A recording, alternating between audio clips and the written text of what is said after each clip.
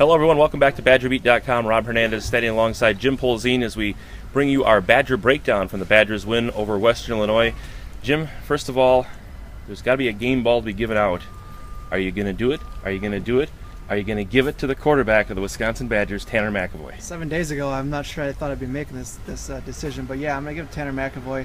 Listen, I think we have to give a caveat to everything that this was a football championship subdivision opponent and not a very good one at that. However, a guy goes out and completes 17 straight passes. He was very efficient after a slow start. I think Tanner McAvoy deserves the game ball today. Not only did he do well passing the ball, I thought he was really good with his feet. I thought his decision making was much, much better. And this at least gives UW fans some hope on, yes, this guy can complete a pass. He can be pretty efficient. Now we'll see once the competition steps up how he does. But I thought today was a very, very positive development for him. All right, thumbs up, thumbs down. Let's start first with a thumbs up, and a lot of places to go. Which direction do you take it? I give it to Alec Erickson, the Darlington, former Darlington standout. I thought Alex had a really nice game. A lot of bubble screens today. That's something that the Western Illinois defense was giving UW, and McAvoy, to his credit, took advantage of that. Some great blocking by Jordan Frederick, the former Madison Memorial standout, I should mention.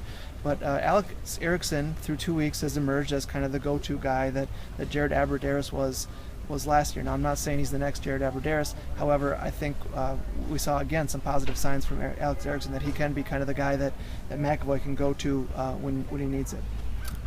Can there be a thumbs down in this game? If so, who gets it? It was a stretch. I gave it to the kicker, Rafael. Oh, my goodness. Right? He misses a 33-yard field goal in the fourth quarter. And granted, the game's decided by then.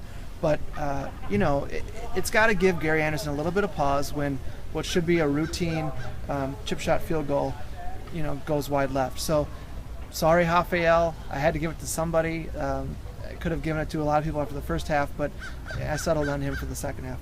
Jack Russell, white courtesy phone. All right. How did people see this outcome? Badgers struggle early. It seemed like they were sitting on 2-0 forever after the strange start to this game with the safety on the opening kick. But they come back and they get it 37-3.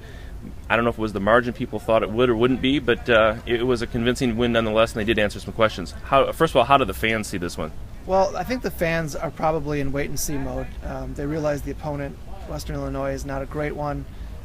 However, the second half, I thought there were some encouraging things that you could say, hey, this could be a good team if they do these things. So I thought there was some positive signs there. However, I think fans are again going to take the wait-and-see approach. And as far as the players themselves, the staff, the program, obviously it gives them a boost of confidence, but how do they see the win? Well, I mean, let's look at it this way. It had been over 9 months since this program had won a game. Wow. Now, granted, you've got a long offseason in there, but they lost their last 2 games last year. They lost a tough one to open the season last week. They needed a win. I don't care who it came against. They needed to walk off the field after a victory. And so I think there was a lot of relief and probably more celebrating than you would normally get after a win over an FCS opponent. And the pollsters, the last group of people that the Badgers need to please, how do they see this win? I'm guessing number 18 coming in, it probably won't boost them too much. No, I mean, this pollster saw the whole game, and it's not going to boost them very much. However, I think if you're a pollster out in California or New York who, granted, is not going to tune into Big Ten Network for a 11 o'clock game between Wisconsin and Western Illinois, you probably look at the final score and say, that's about right. 34-point victory, that's about right. So I don't expect a lot of movement. At halftime, I was, thinking in my head about my top 25 poll and thinking about jettisoning the Badgers out of there, but I think I've decided against it, and I'll probably leave them right where they are.